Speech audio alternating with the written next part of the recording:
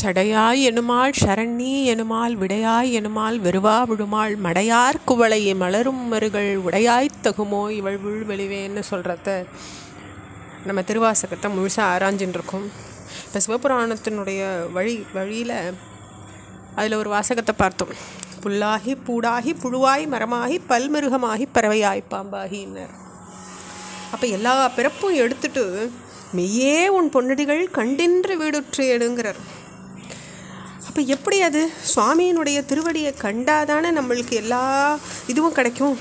ஏன்னா எல்லா பிறப்பும் பிறந்தழைத்தே நம்பெருமானுங்கிறார். நான் பிறப்பை அதாவது சுவாமியை நினைக்கணும்னையோ இல்லை நம்மளுடைய ருணத்தை போக்கிக்கணும்னோ நம்மளுடைய சஞ்சித்தம் பராக்காமியம் ஆக்காமியம் இதெல்லாம் அழிச்சுக்கணும்னு நம்மளுக்கு தெரியாத ஞானமில்லாத இருக்கும் பொழுது நம்ம பிறவி அடுத்து ஒரு க்ஷீணமான பிறவி அதை விட க்ஷீணமான பிறவின்னு தானே எடுத்துகிட்டு போவோம்.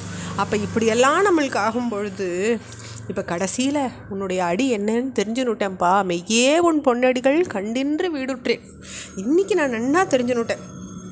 எப்போ ஒரு பொருள் மெய்யின்னு சொல்லப்பட்டிருக்கு ஐயத்துக்கு இடமில்லாத அது நன்னா தெரிய பார்த்து அதை நம்ம தொட்டு உணர்ந்து பார்த்து கேட்டு இது எல்லாம் ஆனப்புறம் நம்மளுக்கு ஐயமே இல்லைன்னா தானே அது மெய்யின்னு ஆறுது. அப்போது உன்னுடைய பொன்னடிகள் மெய்யின்னு இன்றைக்கி நான் தெரிஞ்சுட்டுருக்கேன். அப்படிப்பட்ட நான் என் ஐயம் போனோன்னு நான் உன்னை நன்னா உணர்ந்துட்டேன்றார் திருவாசகத்தில் சுவாமி. உய்யன் உள்ளத்துள் ஓங்காரமாய் நின்றேங்கிறார்.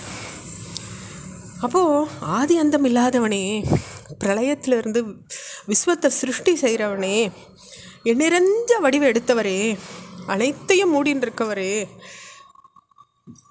இறைவன் தான் ஜடப்பொருளாகவும் சேத்தன பொருளாகவும் இருக்கார். கல் புல் எல்லாமே அவராக தான் இருக்கார். அந்த உயிர்களுக்கு நம்ம அதனுடைய நிஜ ஸ்வரூபம் தெரியாது. அவர் தான் மறைச்சி வச்சிருக்கார் எல்லா வடிவங்களையும். அப்போ செயல்களையும் உள்ளபடி ஸ்வானுபூதியில் அறிகிறவன் தான் முக்தி அடைகிறான். அந்த சுவாமியை அறிஞ்சு தன்னுடைய செயல் தன்னுடைய செயல் அல்ல, அந்த இறைவனுடைய செயல்னு அறிகிறவன் தான் முக்தி சாயுஜ்யத்தை அடைகிறான் இல்லையா? அப்போது உய்யன் உள்ளத்துள் ஓங்காரமாய் நின்ற. அப்போ நீ தான் என்னை ஆட்டி வைக்கிறேன்னு நான் உணரும் பொழுது தானே எனக்கு இந்த பிறவி தலையிலேருந்து நான் விடுபட போகிறேன் அப்படின்றார் சுவாமி. மெய்யா விமலா விடைப்பாகா வேதங்கள் ஐயா என ஓங்கி ஆண்டுகின்ற நுண்ணியனேங்கிற.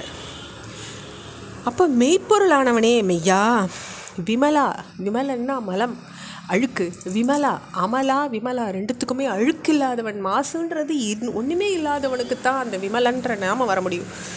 அப்போ விடைப்பாகா வேதங்கள் ரிஷபவாகனனாக இருக்கக்கூடியவனே, வேதங்களால் ஐயா என்று அழைக்கப்படக்கூடியவனே, நீ உயர்ந்து தாழ்ந்து விரிஞ்சு இந்த சூக்ஷ்ம பொருளாக நிறைஞ்சுட்டு இருக்கியேப்பா அப்படிங்கிற. அப்போ எல்லா மேலு கீழு நடு எல்லாத்துலேயும் நிறைஞ்சிருக்கிறவர் அந்த பரமன் தான். அவரைத்தான் நம்ம எல்லா ஜடப்பொருளாகவும் உயிருள்ள பொருளாகவும் பார்த்துட்டுருக்கோம். ஐயா என ஓங்கி ஆழ்ந்தகன்ற நுண்ணியனேன்னு சொல்கிறேன். வெய்யாய் தனியாய் யமான நாம் விமலா பொய்யா எனவெல்லாம் போய் அகல வந்தருளே. வெய்தல் அப்படின்ற வார்த்தைக்கு காய்தல்னு பொருளாகுது. அப்போது தனிதல் தணுப்பாக இருக்கிறது, இயமானன் உயரமாக இருக்கிறது.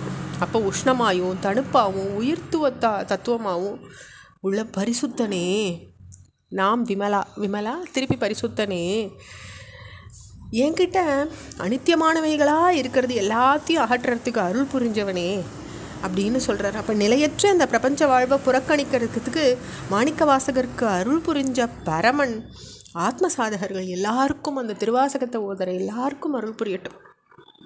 அப்போ மெஞ்ஞானமாகி மிளறுகின்ற மெய்ச்சுடரே எஞ்ஞானம் இல்லாதே நின்பப் பெருமானே.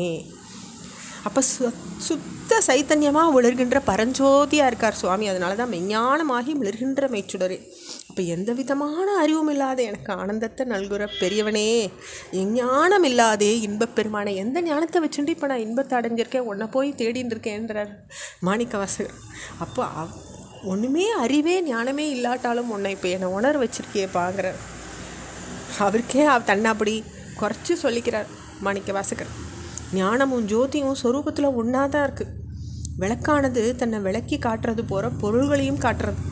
ஆத்ம சைத்தன்யமும் அப்படித்தான் ஞான ஸ்வரூபமாக புறத்தில் இருக்கிறதையும் அறிய முடியறது, நம்ம அகத்தையும் நம்மளால் அறிஞ்சிக்க முடியாது. சந்திரனுக்கு சுயப்பிரகாசம் இல்லை, சூரியன்கிட்டேருந்து தான் வாங்கி வெளிச்சத்தை அது மிளர்ந்துக்கிறது. அப்படித்தான் ஜீவாத்மனுக்கும் தனி சைத்தன்யம்ன்றது கிடையாது. அந்த சிவன்கிட்டேருந்து தான் நம்ம ஒளியை பெற்றுக்கணும். சிவ சைத்தன்யம் தான் ஜீவ சைத்தன்யமாக இருக்குது. அதிலிருந்து தான் நம்மளுக்கு ஞானமும் இன்பமும் நம்மளால் பெற்றுக்க முடியும். ஓம் நம சிவாய.